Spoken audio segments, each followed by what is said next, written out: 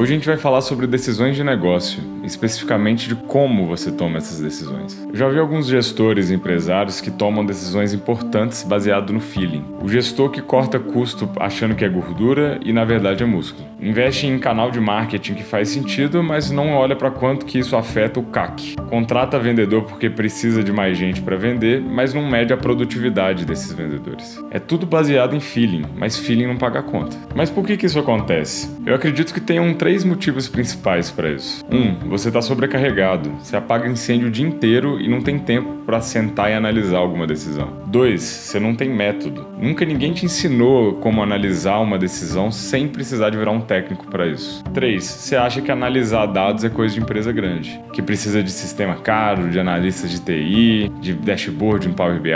E aí você decide no feeling porque parece mais rápido. Mas a verdade é, a solução não é ter mais dados, é você usar melhor o que você já tem. Esses dados vão te ajudar a saber se a decisão foi ruim ou boa. Talvez você não saiba, mas em muitos casos, esses dados já podem estar na sua empresa. Você só não está olhando para eles. E isso está te custando dinheiro todo mês. O padrão é sempre o mesmo. Os dados estão lá, mas a pessoa não olha porque ela acha que precisa de equipe de TI ou de um analista de dados para poder resolver. A gente falou sobre testar antes de construir. Hoje a gente vai falar de um passo antes, que é decidir antes de testar. Porque se você não tem clareza de qual decisão tomar, nem adianta fazer teste. E olha, isso não é sobre virar técnico, é sobre você ter um processo mental claro antes de ir apertar o play. A boa notícia é que esse processo é mais simples do que parece. Primeiro passo, nem toda decisão precisa de uma análise profunda. Você não precisa de virar um robô que analisa tudo. Isso, além de cansativo, te atrasa. Mas tem decisões que, se você errar, dói. E essas merecem sim 30 minutos da sua atenção.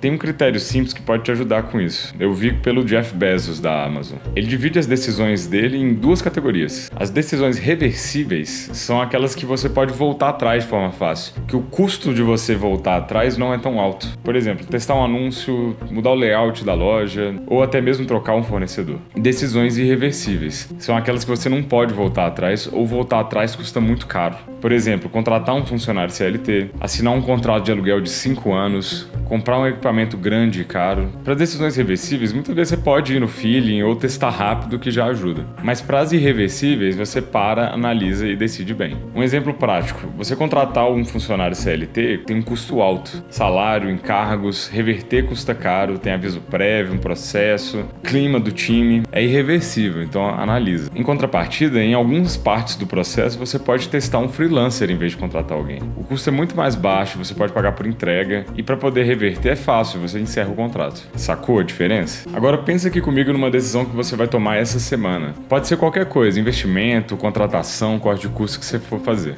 Primeiro, essa decisão é reversível ou irreversível? O segundo passo é você mapear os dados que você já tem ou pode conseguir de forma fácil. E quando eu digo fácil, não é contratar ninguém, pegar sistema novo, sem complicação. É olhar direito para aquilo que você já faz ou pedir esse dado para alguém da sua empresa que já pode ter. Eu trouxe umas 3 categorias que pegam o geral de dados que você pode ter na sua empresa. Primeiro, dados internos ignorados. Esses dados você já registra, mas não olha com atenção. Planilha de vendas. Você registra cada venda em algum lugar e isso você pode tirar insights como produto vendido, ticket médio, sazonalidade e assim por diante. Taxa de cancelamento, quando e por que um cliente sai, com certeza você deve ter isso anotado em algum lugar. Histórico de compras, que vem junto da planilha de vendas. Esse cliente compra uma vez só ou ele volta mais vezes para comprar? Esses dados todos estão aí e você só não está utilizando eles. 2. Feedback não sistematizado. Isso é ouro puro e você joga fora. Exemplos. Reclamações de cliente que você deveria estar anotando.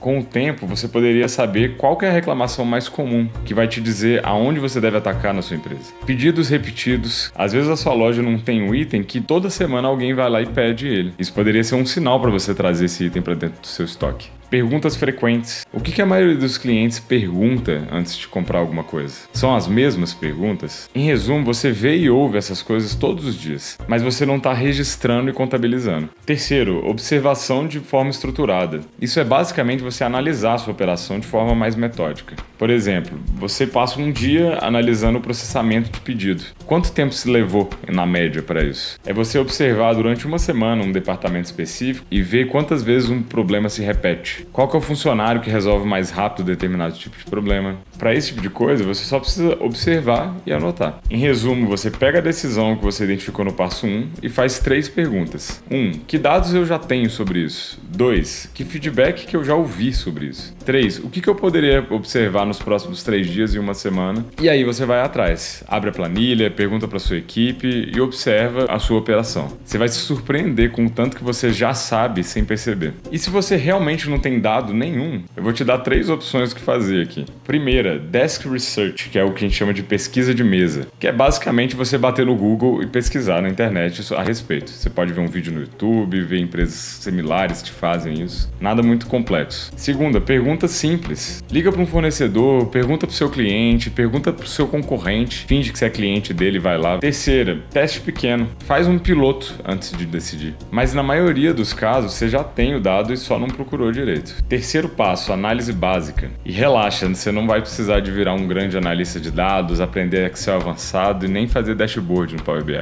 Você só precisa de responder algumas perguntas que substituem boa parte dessa análise complexa. E se você achar que mesmo essas 3 perguntas são complicadas, eu vou te mostrar uma forma da IA te ajudar nisso, de um jeito simples e prático. Primeira pergunta, o que aconteceu antes e depois de X? Isso é correlação simples, você compara 2 momentos no tempo. Por exemplo, você mudou o horário de atendimento. Antes da mudança, você vendia 10 produtos por dia. Depois da mudança, você passou a vender 7. Pode ser coincidência? Pode, mas isso é um sinal forte de um lugar que você deveria analisar com mais cuidado. Segunda pergunta, qual é o custo real versus o benefício real? E não é o que parece ser real, é o que é de verdade. Vou começar com um exemplo. Imagina uma empresa de prestação de serviços com 15 funcionários, a margem apertada como sempre. E aí o dono percebeu que custos com benefício além dos obrigatórios estava alto, coisa de R$3.000 por mês. E aí ele pensa, cara, se eu cortar isso eu ganho 36 mil no ano. É muito dinheiro, né? E vai lá e corta. 6 meses depois, o turnover da empresa sobe em mais de 40%. Ele estava perdendo gente treinada e teve que contratar gente nova, treinar do zero e gastou mais dinheiro do que ele economizou. O custo real está em 3 mil por mês. Então o benefício real vai ser 36 mil ao ano? Sim, mas tem um dado a mais. São os 36 mil menos o custo de cada funcionário que você perder. Supondo que o custo de contratação, treinamento de um novo funcionário seja 8 mil por mês, se você perdeu 3 funcionários com essa decisão, você já está no prejuízo. Terceira pergunta, o que empresas similares descobriram? Muitas vezes você não precisa de inventar a roda, alguém já deve ter testado isso. Às vezes é uma pesquisa rápida no Google, vale a pena investir em X para tal tipo de empresa, você vai achar algum case, algum artigo, depoimento. E isso não necessariamente precisa ser um dado científico, mas pode ser um contexto e o contexto já te tira um pouco do escuro. Agora, se você está olhando para essas perguntas e pensando, cara, eu não sei nem por onde que eu começo, e você quer usar IA para te ajudar de alguma forma, você pode pegar qualquer IA generativa, Cloud, ChatGPT, Gemini, qualquer uma delas funciona porque eu vou te passar aqui. Um ponto importante, a IA não decide por você. Ela não tem acesso aos seus dados, ela não conhece a sua operação, ela não tem o contexto que você tem. O que ela faz é ajudar você a organizar seu raciocínio e fazer as perguntas certas. Funciona assim, passo 1, você descreve a situação para IA. Então um exemplo de comando seria, eu tenho uma empresa de serviços X com 15 funcionários, estou pensando em cortar benefícios Y e Z, que vai custar em torno de R$3.000 para economizar.